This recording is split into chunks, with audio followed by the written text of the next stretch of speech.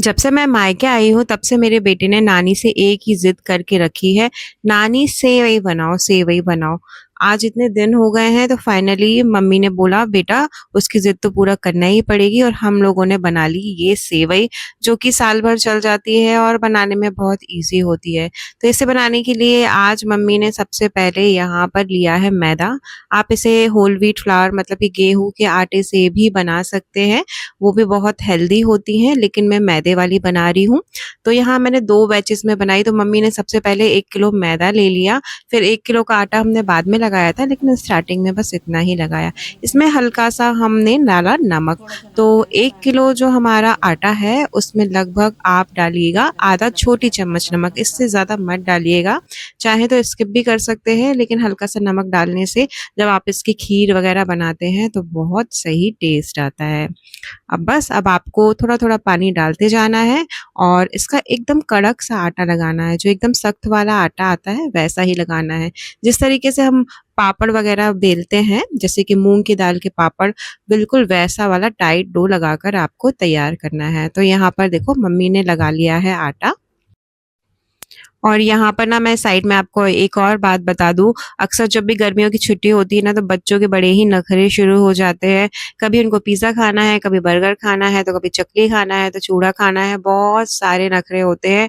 और स्पेशली नानी के घर आने के बाद तो बच्चे जो रहते हैं ना अनकंट्रोल हो जाते हैं, बता ही नहीं सकते, इतनी मस्ती करते हैं।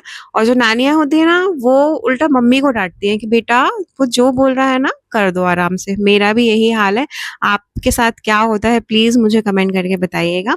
और देखिए यहाँ पर जब आपका आटा लग जाए ना, आप उसे ढक के आधा घंटा रेस्ट पर रख दीजिए। तब तक मम्मी जो है यहाँ पर लगा रही हैं मशीन।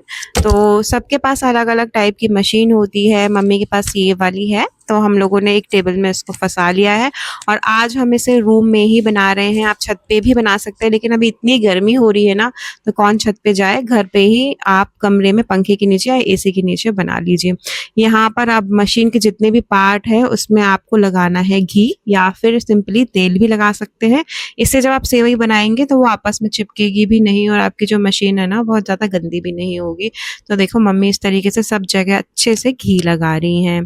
और आप अपने घर में गर्मियों की छुट्टी में क्या-क्या बनाते हैं मुझे ज़रूर बताइएगा। देखिए, अब यहाँ हो गए थे आधे घंटे, सारे सेटअप हो गए हैं। हमने यहाँ पर सेवई बनाने के लिए रस्सी भी बाँध दी है, नीचे एक साड़ी भी बिछा ली है। और ये जो आटा है ना, आपको इसको थोड़ा-सा गूँथ लेना है, फिर इस तरीके से मशीन में डालते जाना है। और यहाँ पर मैं इसे घुमाती जा रही हूँ, मम्मी मशीन के अंदर आटा डालती जा रही हैं और साथ में बढ़िया हम दोनों बातें भी करते जा रहे हैं। और बातें करते-करते ना ये सेवई कब बन गई पता भी नहीं चला। आप अपने घर में किसके साथ सेवई बनाते हैं या फिर किस तरीके से बनाते हैं गर्मियों की छुट्टियों में, जब सब मिल जाते हैं, सारी बहनें मिलती हैं, बुआ मिलती हैं, सबके बच्चे मिलते हैं, तो आप अपने घर में मिलके क्या बनाते हैं ये ज़रूर मुझे बताइएगा। और आप चाहें तो जिस तरीके से मम्मी कर रही है ना उस तरीके से बेलन से भी एक साइड से आप दबाते जाइए और दूसरे साइड से यहाँ पर देखिए मैं चलाती जा रही हूँ। तो बहुत सिंपल होता है इसे बनाना। और यहाँ पर मैं आपको एक और कॉमेडी की बात बता दूँ कि जब भी सेवई बनाओ तो बच्चों के बीच में अक्सर लड़ाई हो जाती है कि नानी हम डालेंगे, दादी हम डालेंगे। तो यहाँ पर मम्मी ने इसका सॉल्यूशन निकाला। मम्मी ने बोला बेटा लड़ाई बिल्कुल नहीं करना है, एक-एक बार एक-एक बच्चा डालेगा।